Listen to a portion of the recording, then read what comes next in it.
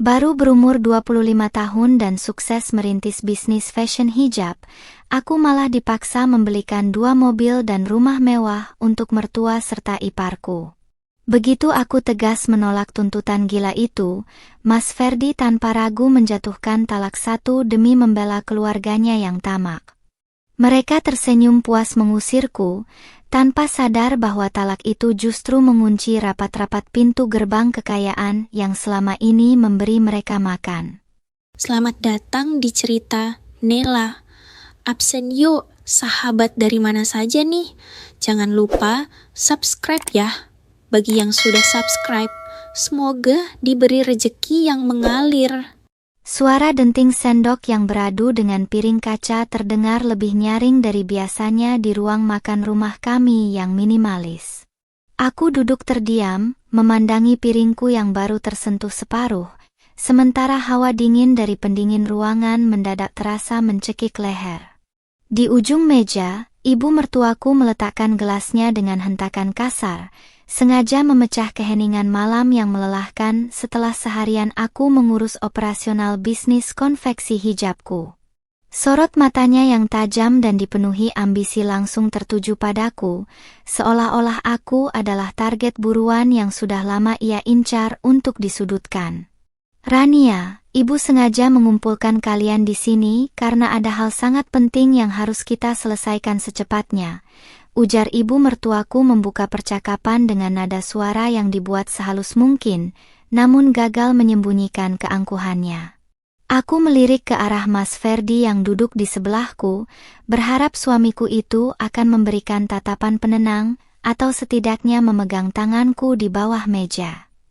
Namun, pria yang telah bersamaku selama 2 tahun itu justru menunduk dalam-dalam, berpura-pura sibuk mengaduk nasi di piringnya, seolah ada sesuatu yang jauh lebih menarik di sana ketimbang menghadapi ibunya sendiri. Belum sempat aku merespons sepatah kata pun, Tias, adik iparku yang duduk di seberang meja, langsung menimpali dengan gaya manja yang selalu membuatku mengelus dada. Gadis kuliahan yang belum pernah merintis apapun dalam hidupnya itu meletakkan ponsel terbarunya ke atas meja, lalu menatapku dengan binar mata penuh tuntutan tanpa rasa sungkan sedikit pun. "Iya, Mbak Rania, teman-teman kampusku sekarang rata-rata sudah bawa mobil sendiri ke parkiran, sedangkan aku masih harus naik taksi online atau merepotkan Mas Ferdi setiap hari," keluhnya sambil mengerucutkan bibir, memamerkan kekesalan yang kekanak-kanakan. Aku menarik napas panjang, mencoba mengumpulkan sisa-sisa kesabaran yang mulai terkikis oleh keletihan fisik setelah seharian menghitung stok kain di gudang pusat. "Maksud ibu dan Tias bagaimana? Kalau soal transportasi kuliah, bukankah bulan lalu kita sudah sepakat untuk membelikan sepeda motor matic baru yang lebih praktis?" Tanyaku selembut mungkin, berusaha menjaga sopan santun sebagai seorang menantu di hadapan wanita parubaya yang kini mulai melipat kedua tangannya di depan dada. Ibu mertuaku berdecak pelan, menggelengkan kepala dengan ekspresi wajah yang meremehkan seolah-olah penjelasanku barusan adalah hal paling bodoh yang pernah ia dengar. "Motor? Kamu ini pengusaha sukses yang omzet bulannya ratusan juta. Masa adik iparmu sendiri cuma dikasih motor murah seperti buruh pabrik? Ibu mau kamu belikan 2 mobil baru bulan ini, 1 mobil kota yang lincah untuk Tias kuliah, dan 1 mobil SUV gagah untuk ibu dan bapak pergi pengajian serta arisan keluarga, agar tidak memalukan saat diparkir," ucapnya tanpa beban, seolah meminta 2 butir permen di warung kelontong. Bagai disambar petir di malam yang tenang, aku terperangah mendengar nominal dan jenis barang yang disebutkan dari mulut ibu mertuaku dengan begitu ringannya. Belum sempat rasa terkejutku reda, wanita yang mengenakan daster premium itu kembali menambahkan tuntutan yang jauh lebih tidak masuk akal hingga membuat jantungku berdegup kencang karena emosi. "Satu lagi, rumah yang sekarang kita tempati ini kan terlalu sempit kalau ibu dan bapak berkunjung. Jadi ibu sudah carikan brosur rumah mewah di klaster depan, dan kamu harus melunasinya atas nama ibu sebagai bentuk bakti menantu kepada orang tua," tambahnya dengan senyum lebar yang dipaksakan. Aku menoleh cepat ke arah Mas Ferdi, menuntut penjelasan dan pembelaan dari laki-laki yang berstatus sebagai kepala rumah tangga di dalam rumah ini. Mas, kamu tahu sendiri kan kalau perputaran uang di bisnis konveksiku sedang dipakai untuk ekspansi membuka cabang baru di luar kota? Uang tunai di tabungan kita tidak akan cukup untuk membeli 2 mobil sekaligus rumah mewah dalam waktu bersamaan tanpa mengorbankan gaji para karyawan dan modal produksi. Bisikku lirih, berharap suamiku mau menggunakan akal sehatnya untuk meredam kegilaan keluarganya. Bukannya membelaku atau menenangkan ibunya, Mas Ferdi justru menghela napas panjang dan menatapku dengan sorot mata yang dingin penuh intimidasi. Rania, apa gunanya kamu punya bisnis besar kalau untuk menyenangkan keluargaku saja kamu perhitungan dan banyak alasan seperti ini? Jawab Mas Ferdi dengan nada ketus yang membuat hatiku seketika mencelos perih. Aku tidak percaya bahwa pria yang berjanji akan melindungiku di hadapan penghulu kini justru berdiri di sisi orang-orang yang ingin menguras habis seluruh keringat dan hasil kerja kerasku. Tias tersenyum sinis melihat kakaknya berada di pihak mereka, lalu ia menyandarkan tubuhnya ke kursi sambil melirikku dengan tatapan merendahkan yang sangat kentara. Makanya Mbak, jadi istri itu jangan terlalu pelit dan menguasai semua harta suaminya sendiri. Mas Ferdi kan juga punya hak atas uang yang Mbak hasilkan selama pernikahan ini. Cetus Tias memprovokasi suasana dapur yang kian memanas. Kalimat lancang itu menjadi pemantik api amarah yang selama ini kutahan rapat-rapat di dalam dada demi menjaga keutuhan rumah tangga kami. Aku menegakkan punggung, menatap satu persatu wajah orang-orang tamak yang berada di sekeliling meja makan ini dengan pandangan mata yang kini berubah menjadi dingin dan tajam.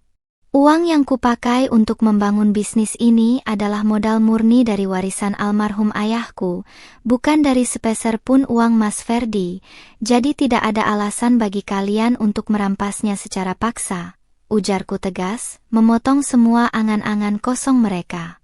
Suasana seketika hening mencekam, menandai dimulainya perang terbuka yang tidak akan pernah mereka menangkan.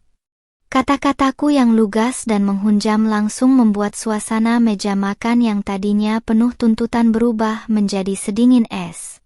Ibu mertuaku yang semula tersenyum penuh kemenangan kini membelalakkan matanya, menatapku dengan napas yang mulai memburu, karena tak menyangka menantu yang biasanya penurut ini berani melawan.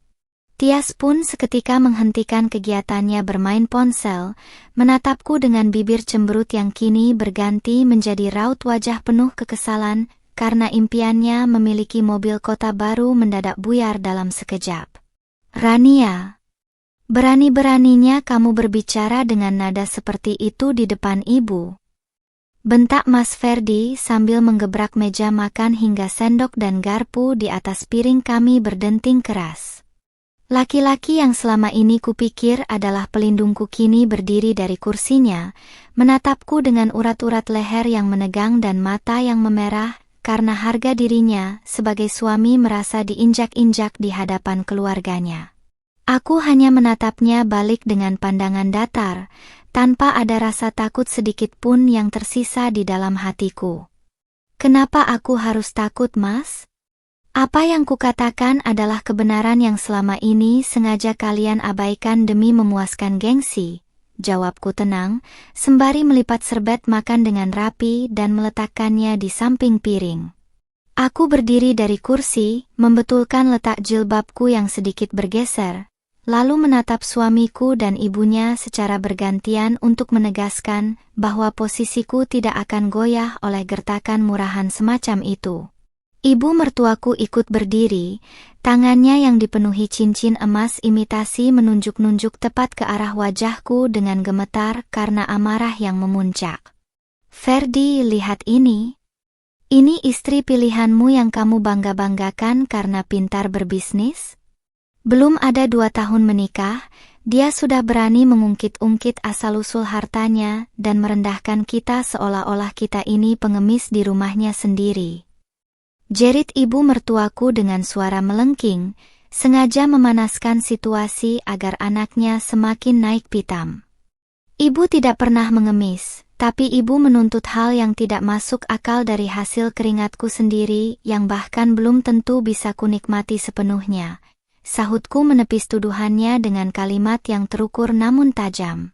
Aku menatap mata tua yang dipenuhi ketamakan itu, menyadari bahwa selama ini keramahan yang mereka tunjukkan di awal pernikahan hanyalah topeng untuk menjadikanku sapi perahan yang bisa mereka peras kapan saja mereka butuh uang.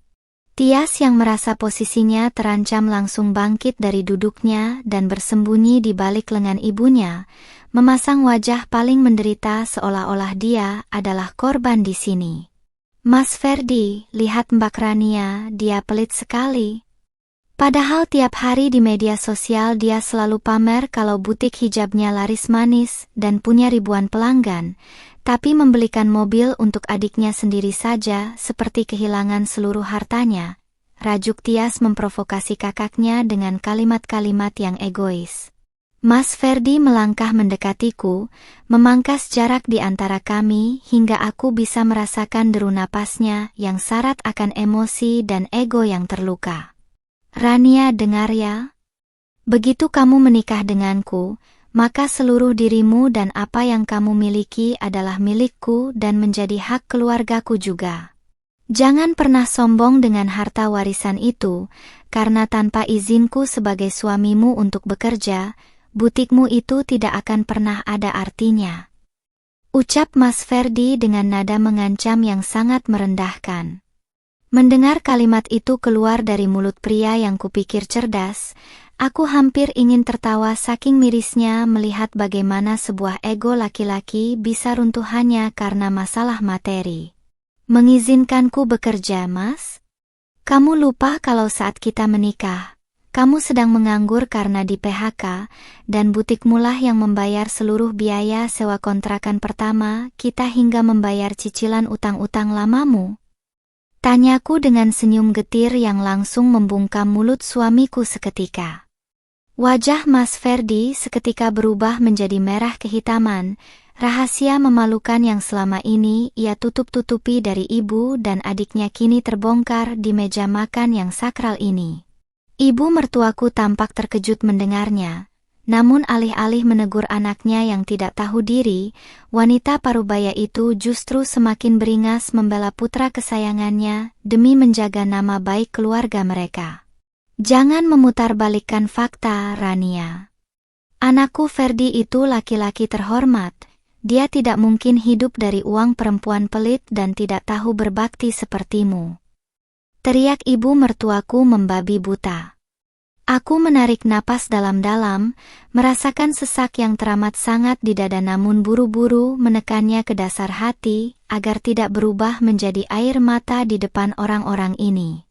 Terserah apa kata ibu, yang jelas keputusan saya sudah bulat dan tidak akan berubah sedikit pun. Tidak akan ada mobil baru, tidak akan ada rumah mewah, dan tidak akan ada lagi uang bulanan tambahan yang mengalir ke rekening kalian mulai detik ini. Ujarku tegas, mengakhiri perdebatan dan bersiap melangkah pergi meninggalkan ruang makan yang penuh kepalsuan itu. Langkah kakiku yang baru saja hendak meninggalkan area meja makan langsung terhenti ketika sebuah cengkeraman kasar mendarat di pergelangan tangan kananku. Mas Ferdi menarik tubuhku dengan sentakan yang cukup kuat hingga membuatku terpaksa berbalik dan kembali berhadapan dengan wajahnya yang kini sudah dipenuhi oleh urat-urat kemarahan yang menonjol di sekitar pelipisnya. Tatapan matanya tidak lagi menyiratkan kasih sayang seorang suami yang dulu meminangku dengan janji-janji manis, melainkan tatapan penuh kebencian dari seorang pria yang merasa otoritas dan harga diri tertingginya telah diinjak-injak berkeping-keping di depan ibu kandungnya sendiri. Di belakangnya, ibu mertuaku berdiri tegak sambil bersedekap dada, memandangi perlakuan kasar anaknya kepadaku dengan binar mata yang memancarkan kepuasan tersendiri, seolah-olah aku memang pantas diperlakukan seperti binatang peliharaan yang sedang ditundukkan. Lepaskan tanganmu, Mas. Kamu tidak punya hak untuk bersikap kasar dan menggunakan fisik seperti ini, hanya karena aku menolak menuruti nafsu keserakahan keluarga yang tidak ada habisnya. Ujarku dengan suara yang bergetar namun tetap syarat akan ketegasan, sembari berusaha menyentakkan tanganku agar terlepas dari genggamannya yang terasa kian menjepit urat nadiku. Napasku memburu, bukan karena rasa takut yang menguasai diri, melainkan karena rasa muak yang teramat sangat melihat bagaimana seorang laki-laki dewasa begitu mudah disetir oleh bisikan-bisikan ibunya yang tamak hingga kehilangan akal sehat sebagai seorang kepala rumah tangga yang seharusnya melindungi istrinya sendiri. Bukannya melepaskan cengkeramannya, Mas Ferdi justru mempererat jepitan jemarinya di pergelangan tanganku, mengabaikan rintihan tertahan yang keluar dari sela-sela bibirku sambil menatapku dengan mata yang memerah sempurna. "Kamu benar-benar sudah melunjak ya, Rania?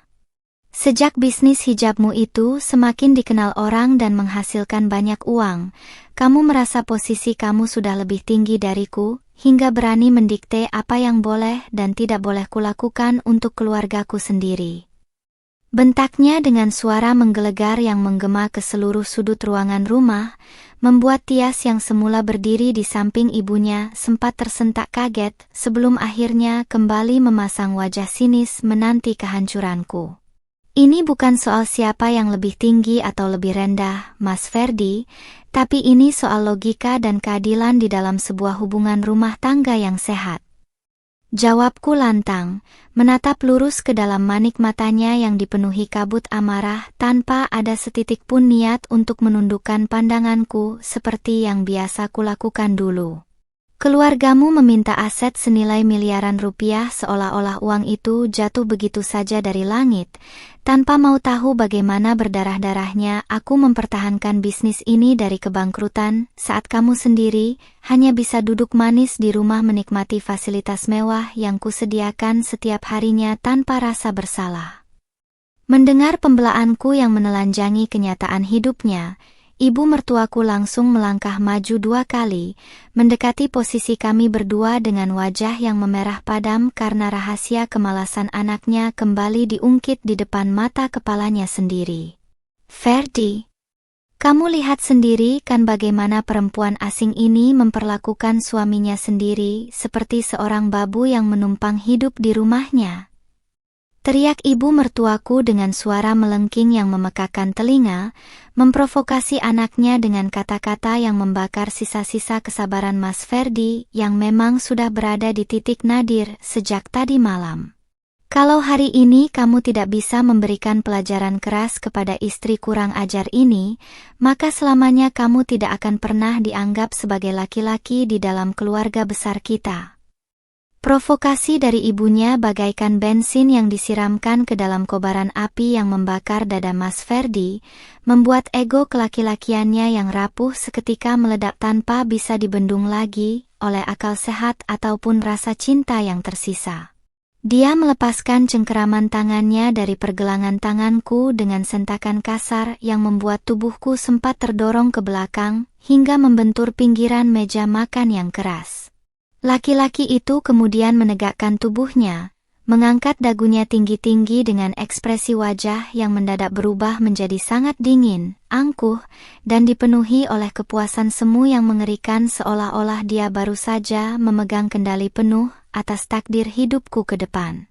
"Oh, jadi kamu merasa sudah sangat kaya dan tidak membutuhkan kehadiran seorang suami lagi di dalam hidupmu yang penuh kesombongan ini, Rania?"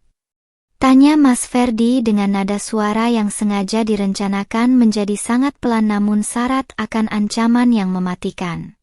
Aku hanya bisa terdiam membisu, memegangi pergelangan tanganku yang kini mulai memerah keunguan akibat cengkeramannya yang kasar barusan, sembari bersiap menghadapi kalimat apapun yang akan keluar dari mulut laki-laki yang sudah menjelma menjadi orang asing yang sangat asing di mataku sendiri malam ini. Tanpa memberikan jeda sedetik pun bagiku untuk sekadar mengembuskan napas, Mas Ferdi menarik napas dalam-dalam, lalu mengarahkan telunjuk kanannya tepat di depan wajahku dengan pandangan mata yang dipenuhi kebencian mutlak. Hari ini di depan ibu kandungku sendiri dan di depan adik kandungku, Aku menyatakan bahwa aku tidak sudi lagi memiliki istri yang pelit, sombong, dan tidak tahu cara berbakti kepada mertuanya sendiri. Rania binti Ahmad, detik ini juga, aku menjatuhkan talak 1 kepadamu, dan putus sudah hubungan pernikahan kita yang memuakan ini. Ucapnya dengan artikulasi yang sangat jelas dan tegas, meluncurkan kalimat sakral itu tanpa ada keraguan sedikit pun di wajahnya. Suasana di dalam ruang makan seketika berubah menjadi hening mencekam sekian detik setelah kalimat talak itu selesai diucapkan dari bibir suamiku sendiri yang sah secara agama dan hukum. Namun, keheningan itu tidak bertahan lama karena sedetik kemudian, suara tawa kecil yang syarat akan kemenangan dan kepuasan batin langsung pecah dari mulut ibu mertuaku dan Tias yang saling berpandangan satu sama lain dengan mata berbinar-binar. Mereka berdua tampak sangat bahagia seolah-olah baru saja memenangkan sebuah lotre bernilai ratusan miliar rupiah, tanpa menyadari dampak besar apa yang akan segera menimpa kehidupan ekonomi mereka, setelah pintu keluar ini benar-benar tertutup rapat bagi mereka.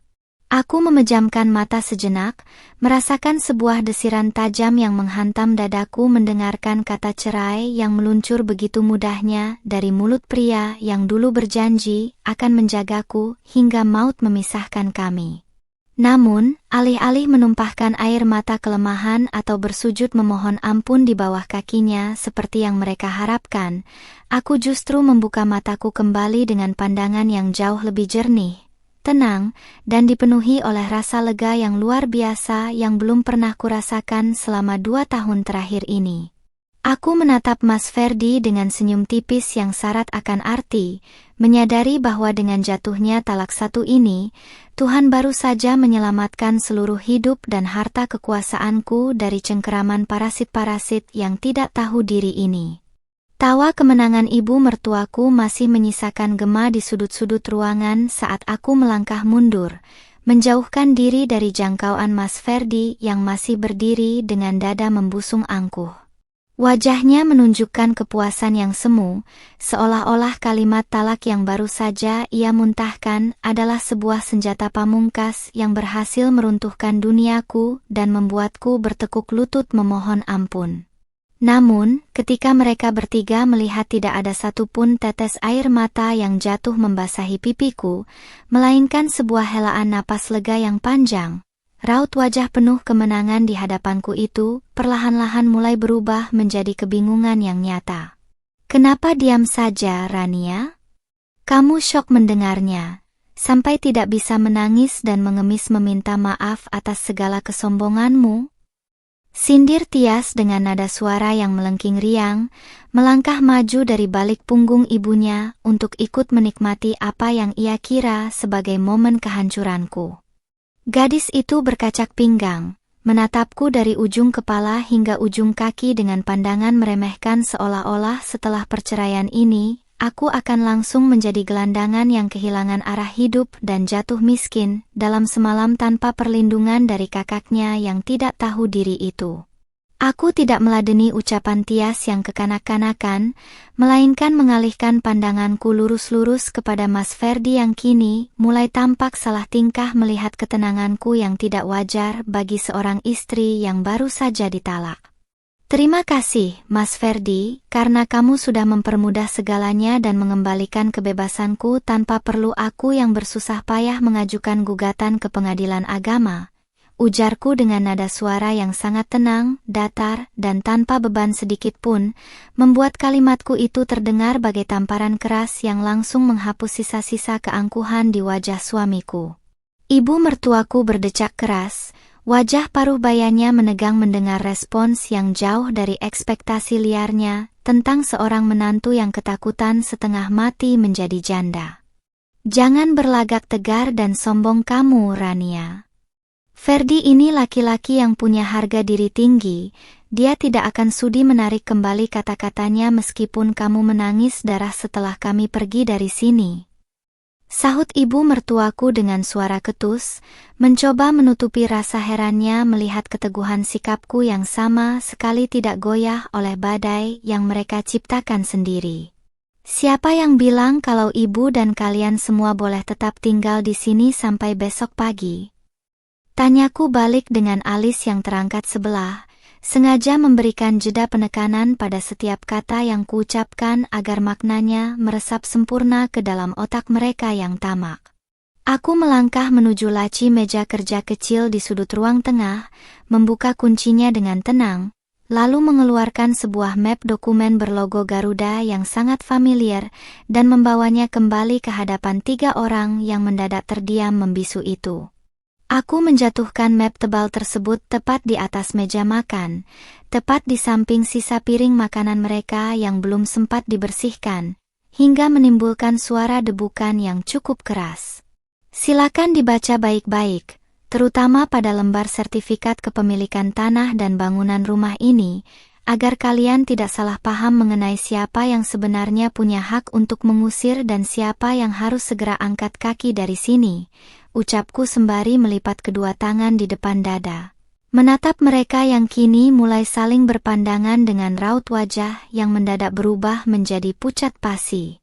Mas Ferdi dengan tangan yang sedikit gemetar langsung meraih map tersebut, membuka lembar demi lembar dokumen legalitas rumah dengan terburu-buru, mencari celah nama dirinya yang mungkin tercantum di sana selama masa pernikahan kami. Namun, matanya yang memerah itu seketika membelalak sempurna saat melihat dengan jelas bahwa nama pemilik tunggal yang tertera di sertifikat tanah dan bangunan klaster mewah ini adalah namaku sendiri, Rania binti Ahmad, yang kubeli tunai dari sisa hasil keuntungan butik pertamaku setahun sebelum kami memutuskan untuk menikah. Ini tidak mungkin. Bukankah selama ini kamu bilang kalau rumah ini dibeli menggunakan uang tabungan bersama dari hasil gajiku juga, Rania? Pekik Mas Ferdi dengan suara yang mendadak pecah dan kehilangan wibawanya, menatapku dengan pandangan mata yang dipenuhi oleh rasa tidak percaya sekaligus kepanikan yang mulai merayapi seluruh dinding hatinya. Keangkuhan yang tadi malam ia pamerkan di depan ibunya kini runtuh berhamburan menjadi kepingan-kepingan ego yang terluka parah ketika menyadari kenyataan pahit yang baru saja menampar wajahnya. Uang tabungan bersama yang mana yang kamu maksud, Mas?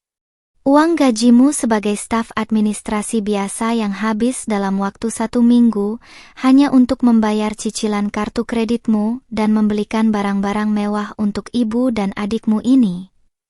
Tanyaku dengan senyum meremehkan yang sangat kentara, menelanjangi seluruh kebohongan finansial yang selama ini ia simpan rapat-rapat. Rumah ini adalah milikku sepenuhnya. Jadi karena detik ini aku bukan lagi istrimu setelah talak yang kamu ucapkan dengan begitu gagah berani tadi, aku minta kalian bertiga mengemas seluruh barang-barang kalian dan keluar dari rumahku sekarang juga. Ibu mertuaku langsung terduduk lemas di kursinya, sementara Tias memegang lengan kakaknya dengan tubuh yang mulai gemetar ketakutan membayangkan mereka harus terusir di tengah malam yang dingin ini. Mereka yang tadinya datang membawa daftar tuntutan gila berupa 2 mobil baru dan rumah mewah atas nama keluarga, kini justru harus menghadapi kenyataan pahit bahwa tempat berteduh yang selama ini mereka nikmati secara gratis akan segera direnggut dari genggaman mereka akibat keserakahan dan kebodohan anak laki-laki kebanggaan mereka sendiri. Suasana di dalam rumah mewahku mendadak bising oleh suara langkah kaki yang terburu-buru dan derit pintu lemari yang dibuka secara kasar. Mas Ferdi, ibu mertua, dan Tias kini sibuk mondar-mandir di dalam kamar tamu dan kamar utama, memasukkan lembar demi lembar pakaian mereka ke dalam koper kain berukuran besar dengan wajah yang ditekuk masam. Tidak ada lagi sisa-sisa kesombongan atau tawa renyah yang tadi mereka pamerkan di meja makan. Yang ada hanyalah sumpah serapah bernada lirih yang sesekali keluar dari mulut tua ibu mertuaku yang masih tidak terima dengan pengusiran paksa ini. Aku berdiri bersandar di pilar pembatas ruang tengah, melipat kedua tanganku di dada sembari mengawasi gerak-gerik mereka dengan pandangan mata yang dingin dan waspada. Rania, kamu benar-benar keterlaluan dan tidak punya hati nurani. Teganya kamu mengusir mertua dan adik iparmu sendiri di jam 11 malam seperti ini, seolah-olah kami ini adalah komplotan pencuri yang tertangkap basah di rumahmu. Teriak ibu mertuaku dari dalam kamar, suaranya melengking memecah keheningan malam yang kian larut.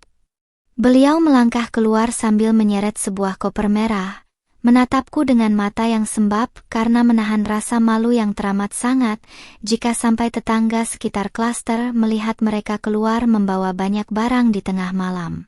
Aku hanya tersenyum tipis, sama sekali tidak terpengaruh oleh drama air mata atau tuduhan tidak punya hati nurani yang dilemparkan oleh wanita parubaya itu kepada diriku. Ibu lupa kalau beberapa menit yang lalu anak laki-laki kebanggaan ibu sudah membuang saya dari hidupnya dengan menjatuhkan talak satu yang begitu gagah berani. Tanyaku dengan nada menyindir yang sangat telak, membuat langkah kaki ibu mertuaku langsung terhenti seketika di ambang pintu.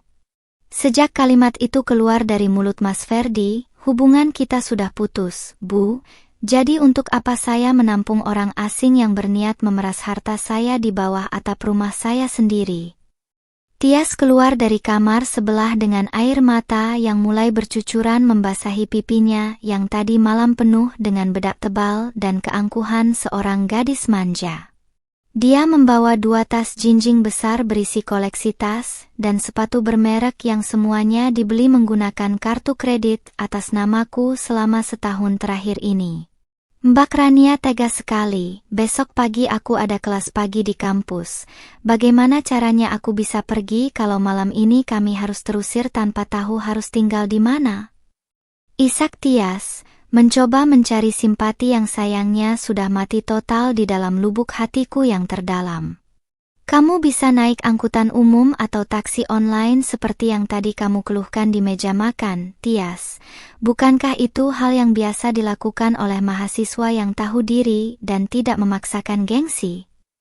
Jawabku ketus, menatapnya tanpa ada rasa kasihan sedikit pun yang tersisa di mataku. Aku mendekati tas jinjing yang dipegangnya, lalu dengan gerakan cepat merenggut 2 tas kosmetik bermerek premium yang menyembul dari dalam tasnya. Dan ingat, barang-barang mewah yang kubeli menggunakan uang butikku tidak boleh ada yang keluar dari rumah ini. Silakan bawa pakaian dan barang pribadi yang kalian bawa dari kampung saja. Rania, jangan keterlaluan kamu ya. Kenapa barang-barang yang sudah diberikan kepada adikku harus kamu rampas kembali seperti ini? Bentak Mas Ferdi yang baru saja keluar dari kamar utama dengan membawa koper hitam miliknya sendiri.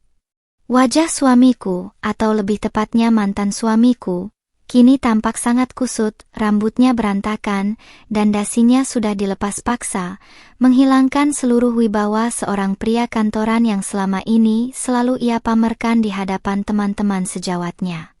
Aku menatap Mas Ferdi dengan pandangan meremehkan yang paling tajam, membuat laki-laki itu sempat memundurkan langkahnya 1 tapak karena terkejut melihat keberanianku yang kian mutlak. Barang-barang itu kubeli untuk adik iparku sebagai bonus, karena aku mengira dia adalah bagian dari keluarga yang tahu cara berterima kasih, Mas. Ujarku dengan penekanan pada setiap kata yang keluar dari bibirku.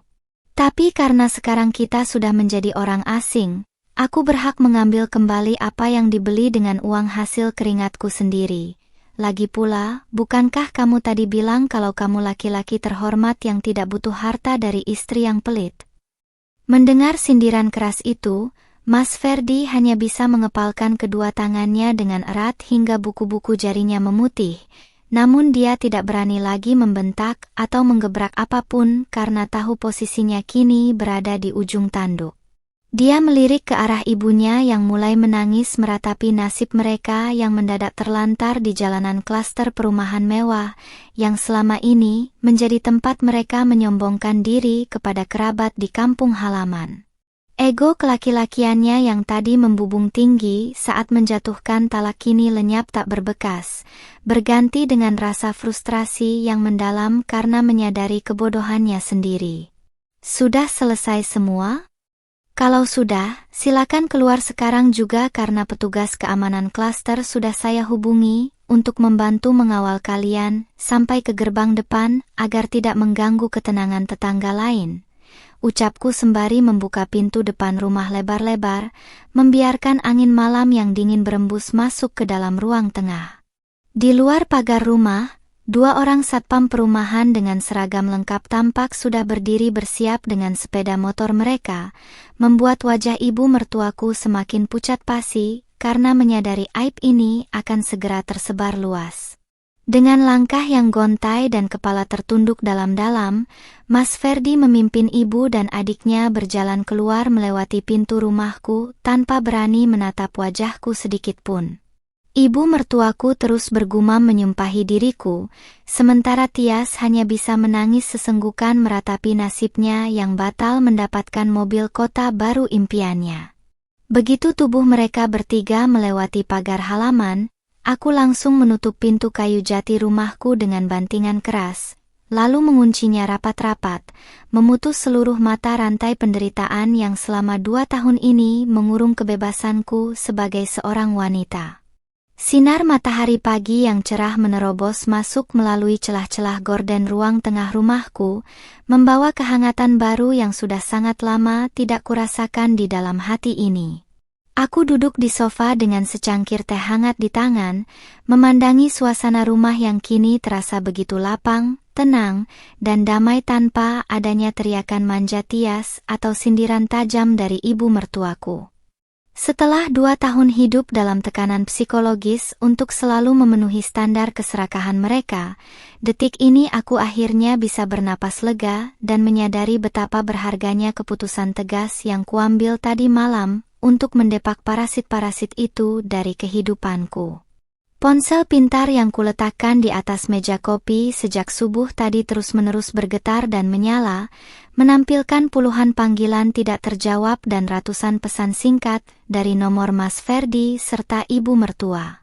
Aku hanya meliriknya dengan senyum sinis tanpa ada niat sedikit pun untuk menyentuh ataupun membaca rentetan kalimat yang bisa kupastikan berisi kombinasi antara makian kemarahan dan permohonan maaf yang palsu.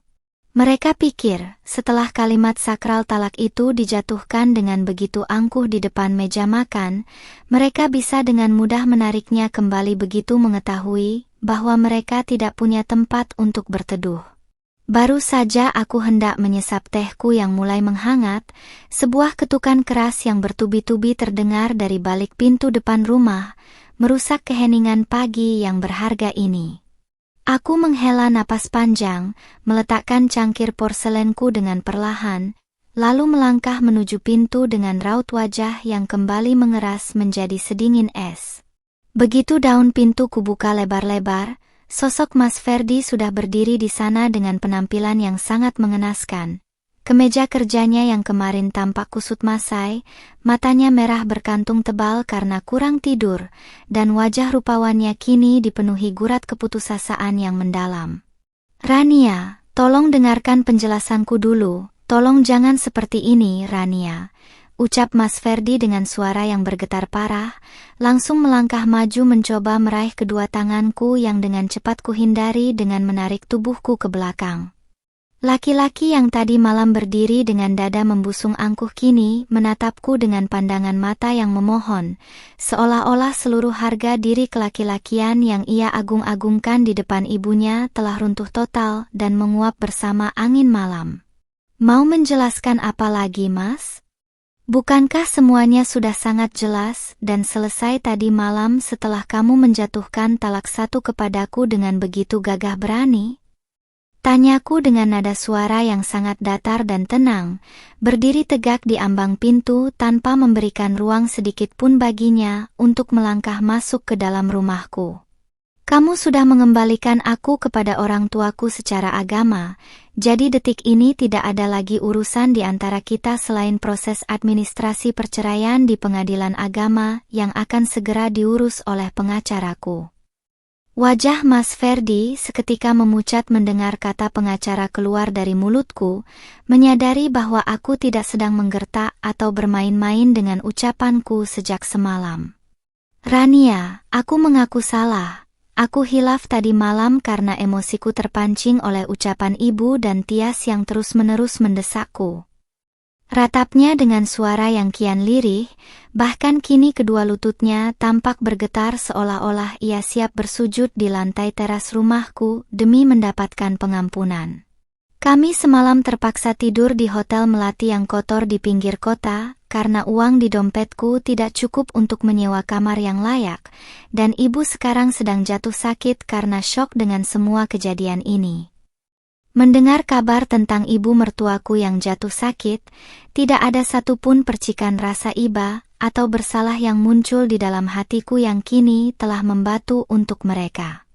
Sakit karena syok, atau sakit karena rencana untuk memiliki 2 mobil mewah dan rumah baru atas namanya mendadak gagal total dalam semalam, Mas? Tanyaku balik dengan senyum meremehkan yang langsung menusuk tepat ke pusat egonya yang terluka. Ibumu itu tidak sakit fisik, dia hanya tidak siap kehilangan sumber uang gratisan yang selama 2 tahun ini membiayai seluruh gaya hidup mewahnya yang penuh kepalsuan di depan para kerabatnya. Rania, bagaimanapun juga dia pernah menjadi ibumu, teganya kamu berbicara sekejam itu tentang orang tua yang melahirkanku. Sahut Mas Ferdi mencoba menggunakan kartu ikatan keluarga untuk menyentuh sisi kemanusiaanku, namun upayanya itu sia-sia belaka. Laki-laki ini masih saja belum sadar bahwa statusnya di mataku sudah turun drastis dari seorang suami menjadi orang asing yang paling memuakkan yang pernah kutemui dalam hidupku. Dia pernah menjadi ibuku saat aku masih berstatus sebagai istrimu, Mas. Tapi sejak kamu menceraikanku demi membela keserakahannya, dia bukan siapa-siapa lagi bagiku, ujarku dengan penekanan yang sangat dingin pada setiap kata yang kulontarkan. Asal kamu tahu, hari ini aku juga sudah menginstruksikan bagian keuangan di butik pusat untuk memblokir seluruh kartu kredit tambahan yang selama ini dipegang oleh ibumu dan Tias. Jadi jangan harap ada 1 rupiah pun dari hasil keringatku yang bisa kalian pakai untuk membayar biaya hotel atau pengobatan ibumu. Mas Ferdi terbelalak sempurna. Rahangnya terjatuh dengan ekspresi wajah yang dipenuhi kengerian mutlak saat menyadari bahwa jembatan kemakmuran yang selama ini menopang hidup keluarganya telah benar-benar kuhancurkan tanpa sisa. Sebelum dia sempat mengeluarkan kata-kata atau ratapan lainnya, aku langsung menarik gagang pintu dan menutupnya dengan bantingan keras tepat di depan wajahnya yang mendadak linglung. Aku mengunci selot pintu rapat-rapat, membiarkan suara gedoran panik suamiku terdengar lamat-lamat dari luar, sementara aku melangkah kembali ke dalam dengan senyum kemenangan yang seutuhnya milikku. Setelah gedoran panik Mas Ferdi di pintu depan perlahan-lahan mereda dan berganti dengan suara langkah kaki yang menyeret menjauh, aku segera bergegas menuju meja kerja di kamarku. Ponsel di genggamanku langsung kutelepon ke nomor Mbak Sarah, kepala akuntan kepercayaan yang sudah mengelola keuangan seluruh cabang butik hijabku sejak awal berdiri. Suara nada dering tidak berjalan lama sebelum terdengar sapaan profesional di seberang sana, memecah keheningan pagi yang kini dipenuhi oleh tekadku untuk melakukan pembersihan total atas semua parasit yang pernah menempel di hidupku. Halo Mbak Sarah. Tolong lakukan audit mendadak pagi ini dan nonaktifkan semua fasilitas finansial yang terhubung dengan nama Ferdi, ibunya maupun adiknya, ujarku tanpa basa-basi, langsung pada poin inti yang membuat Mbak Sarah di seberang telepon sempat terdiam sejenak karena terkejut. Aku menegaskan instruksiku dengan nada suara yang tidak menerima bantahan, meminta pemblokiran mutlak atas 2 kartu kredit tambahan, add-on, yang batas limit bulannya selalu dikuras habis oleh ibu mertua dan Tias untuk belanja barang-barang mewah. Tidak butuh waktu lama bagi Mbak Sarah untuk memproses perintahku, karena seluruh sistem keuangan perusahaan memang berada di bawah kendali mutlak kendaliku sebagai pemilik saham tunggal. Dari layar laptop yang kubuka, aku bisa melihat notifikasi langsung bahwa status kartu-kartu mewah itu kini telah berubah menjadi merah dengan keterangan dinonaktifkan secara permanen. Rasa puas yang tak terkira merayapi dadaku ketika membayangkan bagaimana wajah Tias saat kasir toko atau pihak manapun menolak kartunya karena dianggap tidak lagi valid untuk melakukan transaksi. Tak sampai 1 jam setelah pemblokiran dilakukan, ponselku kembali bergetar hebat di atas meja kerja, menampilkan nama Tias di layarnya yang menyala-nyala. Aku sengaja membiarkannya berdering hingga 3 kali sebelum akhirnya menggeser tombol hijau, ingin mendengar sendiri bagaimana runtuhnya kesombongan gadis manja yang kemarin malam memaki-makiku di meja makan. Belum sempat aku menempelkan ponsel ke telinga, suara lengkingan histeris Tias sudah terdengar memenuhi ruangan kamarku yang sepi. "Mbak Rania, apa-apaan ini maksudnya? Kenapa kartu kreditku tidak bisa digunakan saat aku mau membayar biaya penambahan kamar hotel tempat ibu dirawat?" jerit Tias di seberang telepon dengan nada suara yang dipenuhi kepanikan sekaligus kemarahan yang meluap-luap. Gadis itu terdengar sangat frustrasi karena di latar belakang suaranya, aku bisa mendengar lamat-lamat suara resepsionis hotel yang sedang menjelaskan bahwa transaksi mereka ditolak oleh sistem bank karena akun telah ditutup oleh pemilik utama. Aku menarik napas dalam-dalam, lalu menjawabnya dengan kekahan kecil yang syarat akan nada meremehkan ketidakberdayaan mereka yang mendadak melarat dalam semalam.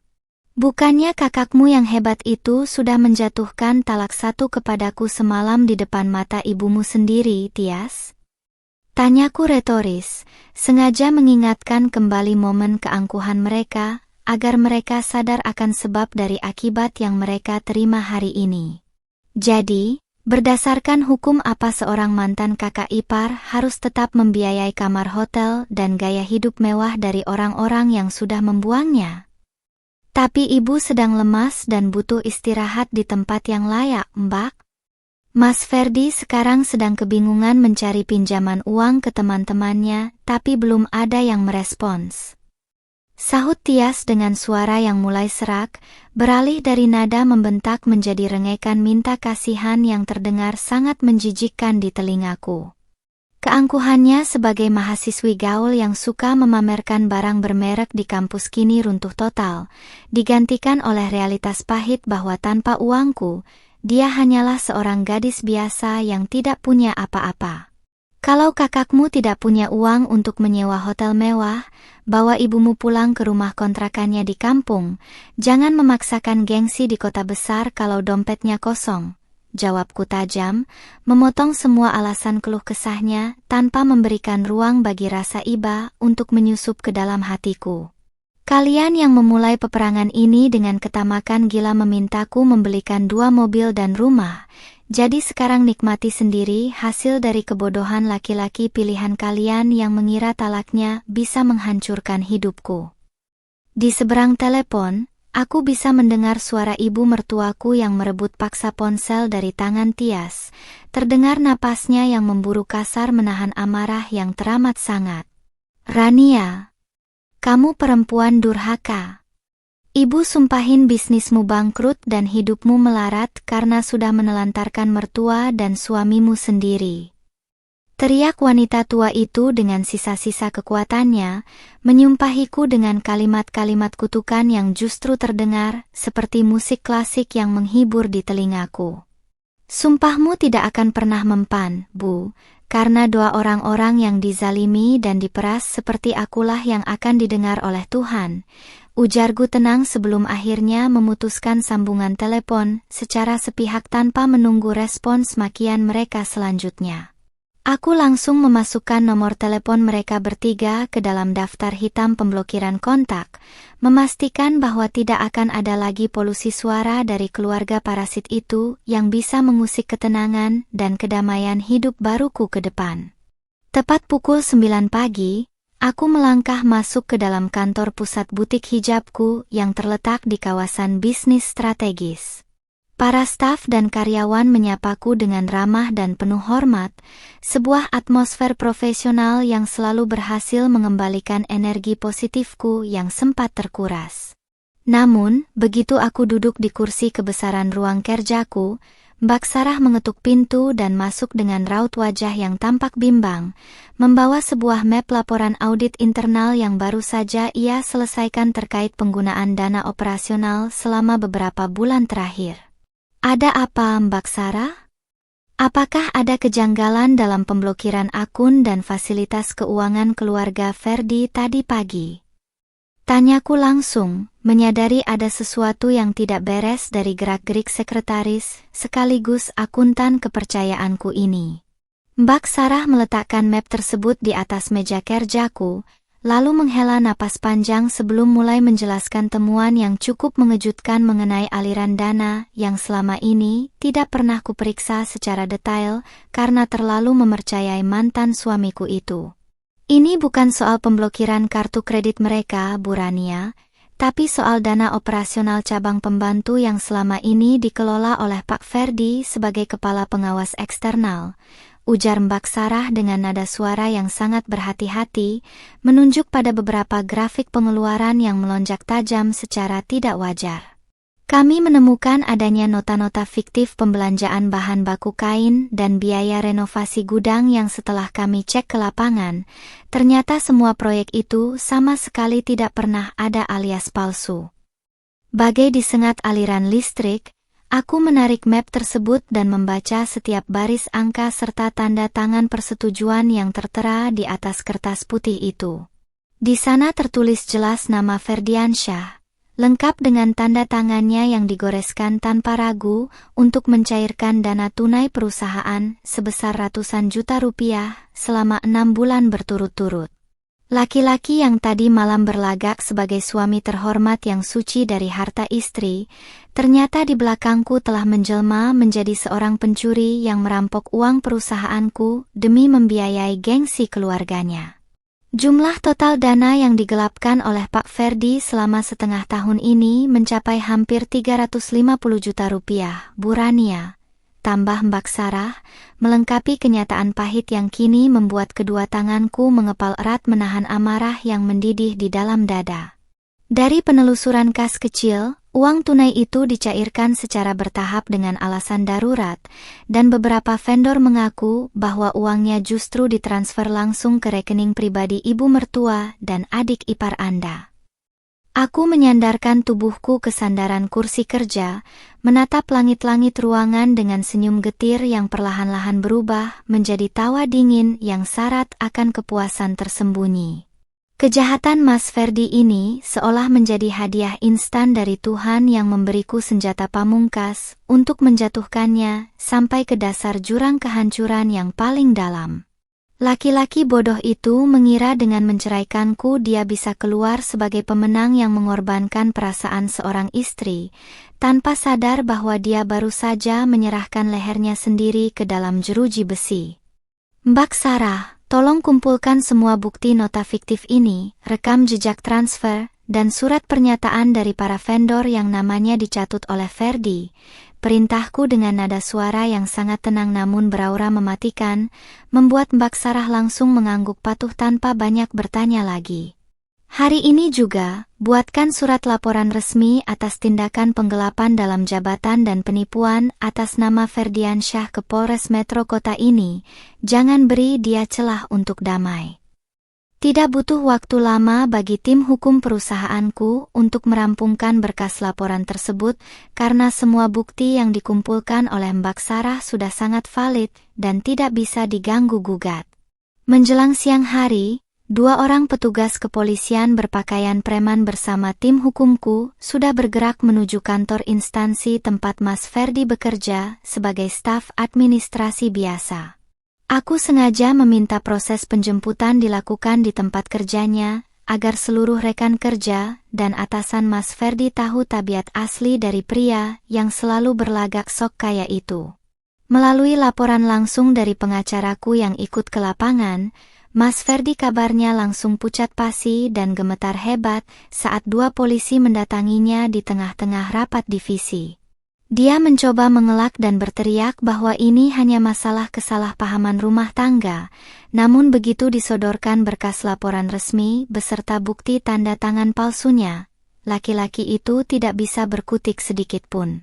Rekan-rekan kerjanya hanya bisa menonton dengan pandangan mencemooh saat pergelangan tangan Mas Ferdi diborgol dan digiring keluar menuju mobil tahanan. Aku mematikan panggilan telepon dari pengacaraku dengan perasaan puas yang membuncah, menikmati setiap detik runtuhnya martabat pria yang telah menyia-nyiakan ketulusanku selama 2 tahun ini. Di saat yang sama, aku tahu bahwa ibu mertua dan Tias yang saat ini sedang telantar di hotel murah pasti akan segera menerima kabar mengejutkan ini dengan kepanikan yang luar biasa. Biarlah mereka merasakan bagaimana rasanya hidup di bawah bayang-bayang kehancuran, hasil nyata dari keserakahan yang mereka tanam sendiri di atas penderitaanku. Aroma ruangan kantor polisi yang khas dengan bau kertas tua dan pendingin ruangan yang berdesing pelan tidak membuatku merasa tidak nyaman sedikit pun saat melangkah masuk sore itu. Aku berjalan dengan langkah anggun yang mantap, didampingi oleh 2 pengacara terbaikku yang membawa map tebal berisi seluruh berkas penyidikan tambahan kasus penggelapan uang. Dari balik kaca pembatas ruang pemeriksaan, aku bisa melihat sosok Mas Ferdi yang terduduk lemas dengan kemeja kantor yang sudah dikeluarkan dari ikat pinggang. Wajahnya tampak kuyu dan dipenuhi ketakutan yang belum pernah kulihat sebelumnya dalam hidupku. Begitu langkah kakiku memasuki ruang tunggu utama, 2 sosok wanita yang sangat kukenal langsung bangkit dari kursi panjang di sudut ruangan dan berlari histeris menghampiriku tanpa memedulikan pandangan mata para petugas yang berjaga. Ibu mertuaku, dengan jilbab instan yang tampak miring dan daster batik yang kusut, langsung menjatuhkan dirinya di atas lantai ubin tepat di depan sepasang sepatuku, mencoba meraih ujung pakaianku dengan tangan yang bergetar hebat. Di belakangnya, Tias menangis sesenggukan dengan mata yang bengkak parah, kehilangan seluruh keangkuhan dan gaya manja yang biasa ia pamerkan di meja makan rumahku. Rania. Ibu mohon ampuni Ferdi, Rania. Cabut laporanmu di kantor polisi ini, ibu memohon dengan sangat demi nama baik keluarga kita. Jerit ibu mertuaku dengan suara serak yang dipenuhi oleh ratapan keputusasaan yang mendalam. Air matanya mengalir deras membasahi pipinya yang kini tampak keriput dan pucat. Wanita tua yang beberapa hari lalu mengutukku agar bangkrut dan melarat, kini bersujud di bawah kakiku tanpa menyisakan sedikit pun harga diri yang selama ini ia agung-agungkan di hadapan para kerabatnya di kampung. Aku melangkah mundur 1 tapak, menghindari sentuhan tangannya yang hendak mengotori pakaianku, lalu menatap wanita parubaya itu dengan pandangan mata yang dingin, datar, dan tanpa ekspresi kasihan sedikit pun. Bangun Bu, tidak perlu melakukan drama sujud seperti ini di tempat umum karena perbuatan anak laki-laki kebanggaan ibu sama sekali tidak pantas untuk dimaafkan. Ujarku dengan nada suara yang sangat tenang namun beraura ketegasan yang mutlak, membuat jeritan tangis Tias di belakangnya semakin pecah mendengar penolakanku. Mbak Rania, tolong kasihanilah Mas Ferdi. Tadi siang pihak kantornya menelepon dan menyatakan bahwa Mas Ferdi di PHK secara tidak hormat karena kasus ini, dan jika Mbak tidak mencabut laporan, Mas Ferdi bisa dipenjara bertahun-tahun. Isak Tias sambil memegangi lengan ibunya yang masih terduduk lemas di lantai, mencoba mengetuk pintu hatiku menggunakan fakta kehancuran karir kakaknya. Gadis itu tampak sangat mengerikan dengan rambut panjangnya yang berantakan, menyadari bahwa tiang penyangga ekonomi satu-satunya yang mereka miliki kini telah patah total akibat kebodohan mereka sendiri. Karir Mas Ferdi hancur bukan karena laporanku, Tias, melainkan karena tangannya sendiri yang terlalu serakah merampok uang perusahaanku demi membelikan barang-barang mewah untuk kalian berdua. Jawabku tajam, menatap lurus ke dalam manik mata adik iparku hingga gadis itu terdiam membisu karena ketakutan. Kalian menuntut 2 mobil baru dan rumah mewah dariku, dan ketika aku menolak dengan logis, kakakmu menjatuhkan talak dengan bangga. Jadi mulailah belajar bertanggung jawab atas setiap konsekuensi dari kesombongan yang kalian pelihara. Ibu mertuaku bangkit berdiri dengan susah payah, memegangi sandaran kursi besi sembari menatapku dengan tatapan yang kini bercampur antara rasa benci yang tertahan dan ketidakberdayaan yang amat sangat. Rania, bagaimanapun juga Ferdi itu pernah menjadi suamimu yang menemanimu setiap malam. Teganya kamu memenjarakan darah dagingku sendiri, hanya karena masalah uang yang bisa dibicarakan baik-baik. Ceracau ibu mertuaku, masih mencoba menggunakan dalih masa lalu pernikahan kami untuk melunakkan posisiku. Saat Mas Ferdi mencuri uang itu secara bertahap selama 6 bulan, apakah dia pernah menganggapku sebagai istrinya, Bu? Atau dia hanya menganggapku sebagai mesin cetak uang otomatis yang bisa ia kuras kapan saja demi memuaskan gengsi ibu dan Tias? Tanyaku balik dengan volume suara yang sengaja kutekankan, membuat beberapa petugas polisi di sekitar ruangan menoleh dan memandangi mereka dengan tatapan mencemooh. Dia menceraikanku di depan muka ibu dengan senyum kemenangan kalian, dan sekarang setelah jembatan uang kalian runtuh, kalian datang meminta kemanusiaan dariku. Pengacaraku melangkah maju, memisahkan jarak di antara kami dan menyerahkan selembar surat pernyataan resmi dari kepolisian yang menyatakan bahwa berkas perkara Mas Ferdi sudah P21 dan siap dilimpahkan ke kejaksaan. Nyonya, klien kami tidak akan mencabut laporan ini, dan seluruh proses hukum akan tetap berjalan hingga persidangan ketukan palu hakim di pengadilan nanti. Tegas pengacaraku dengan suara bariton yang mantap, menutup rapat-rapat semua celah negosiasi damai yang coba mereka tawarkan sore ini. Aku membalikkan badanku, melangkah pergi meninggalkan ruang tunggu kantor polisi tanpa berniat menoleh sedikit pun ke arah dua wanita parasit yang kembali menjerit histeris meratapi nasib masa depan mereka yang hancur lebur. Di luar gedung, embusan angin sore terasa begitu menyegarkan di kulitku, menandakan bahwa satu persatu keadilan yang kuperjuangkan telah terbayar lunas oleh takdir Tuhan yang tidak pernah salah alamat. Biarlah Mas Ferdi mendekam di balik jeruji besi memikirkan talak bodohnya, sementara ibu dan adiknya kembali ke kampung halaman dengan menanggung aib yang tidak akan pernah hilang seumur hidup mereka. 6 bulan telah berlalu sejak badai besar malam itu meruntuhkan sisa-sisa pernikahan kasat mataku yang penuh kepalsuan dengan Mas Ferdi. Hari ini di bawah langit ibu kota yang cerah, aku berdiri di atas podium utama Aula Konvensi Megah untuk menerima penghargaan sebagai pengusaha muda digital paling berpengaruh tahun ini di bidang modest fashion. Riuh tepuk tangan dari ratusan pasang mata yang hadir memenuhi ruangan, mengiringi langkahku yang mantap menuju lampu sorot panggung dengan senyuman yang terukir tulus dari bibirku, sebuah pencapaian mutlak yang membuktikan bahwa keterpurukan tidak pernah mampu menghentikan langkah kaki seorang wanita yang mandiri. Dari atas panggung yang megah ini, aku memandangi kilatan lampu kamera para wartawan media yang berebut mengabadikan momen keberhasilanku, teringat kembali akan kalimat talak yang dulu diucapkan Mas Ferdi dengan begitu angkuhnya di meja makan rumah kami. Mantan suamiku itu mengira bahwa dengan membuangku, duniaku akan langsung runtuh dan bisnis hijab yang kurintis dari nol ini akan gulung tikar tanpa kehadiran sosoknya sebagai kepala rumah tangga. Namun kenyataan justru berbalik 180 derajat. Tanpa adanya parasit finansial yang menguras ratusan juta rupiah setiap bulannya, omzet bisnis konveksiku melonjak tajam hingga 3 kali lipat dan berhasil menembus pasar internasional. Di sudut barisan kursi VIP, Mbak Sarah tersenyum bangga sembari mengacungkan jempolnya ke arahku, mengingatkanku pada laporan berkas perkara dari pengadilan yang baru saja selesai ia rapihkan kemarin sore di kantor pusat. Mas Ferdi kini telah resmi dijatuhi hukuman kurungan penjara selama 3 tahun 6 bulan akibat terbukti bersalah melakukan tindak pidana penggelapan dalam jabatan dan pemalsuan dokumen vendor. Pria yang dulunya selalu tampil rapi dengan kemeja kantoran itu kini harus melewatkan masa mudanya di balik jeruji besi yang dingin, meratapi ego kelaki-lakiannya yang hancur berkeping-keping akibat menuruti keserakahan keluarganya sendiri.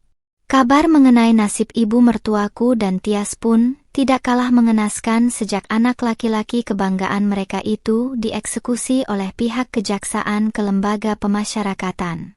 Rumah kontrakan mewah mereka di kota sudah lama disita oleh pemiliknya karena mereka tidak mampu lagi membayar biaya sewa tahunan setelah seluruh akses kartu kredit tambahanku kublokir total tanpa sisa. Dengan menanggung malu dan aib yang luar biasa di hadapan para tetangga kompleks, dua wanita tamak itu terpaksa mengemas sisa barang-barang mereka menggunakan mobil bak terbuka dan pulang kampung halaman dengan tangan hampa.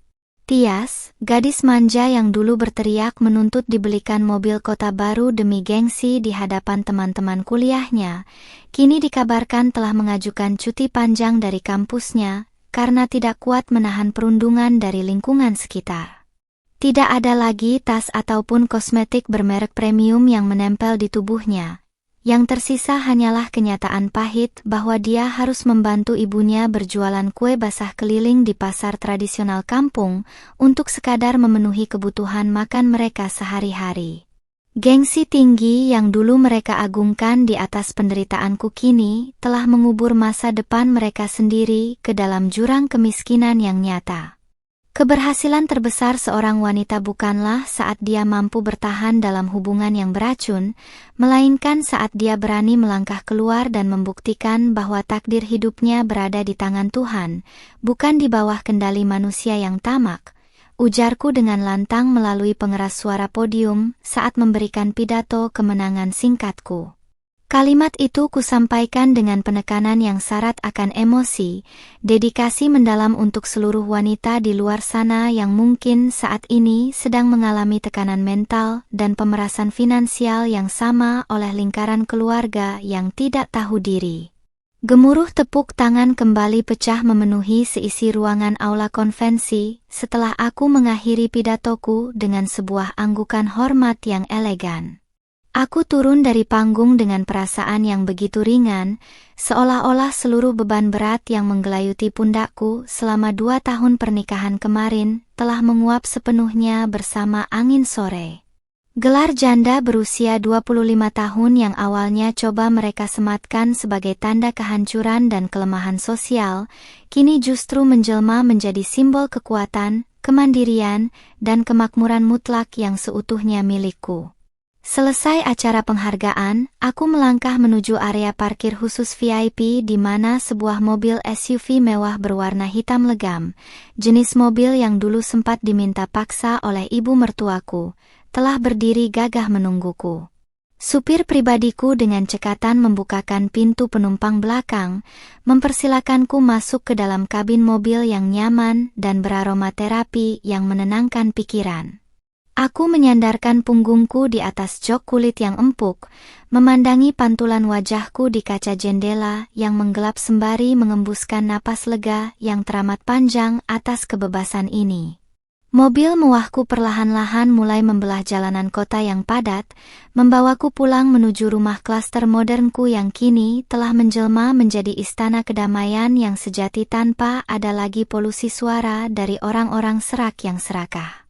Aku membuka ponsel pintarku, menghapus folder arsip lama yang berisi foto-foto masa lalu bersama keluarga Mas Ferdi, membersihkan sisa-sisa memori kelam yang tidak akan pernah kuizinkan untuk merusak lembaran kehidupan baruku ke depan.